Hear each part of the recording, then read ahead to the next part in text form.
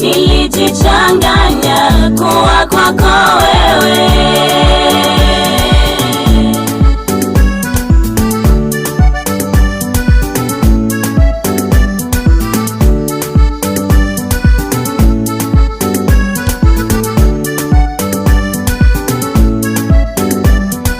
Leo nisimulie habari zako kibwengo, shetani mdanganyifu, shindwa kwa jina la Kristo.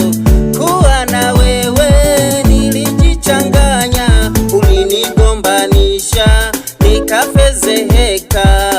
Nimeokoka, Yesu ananipenda, ulivyonizalilisha ameniheshimisha.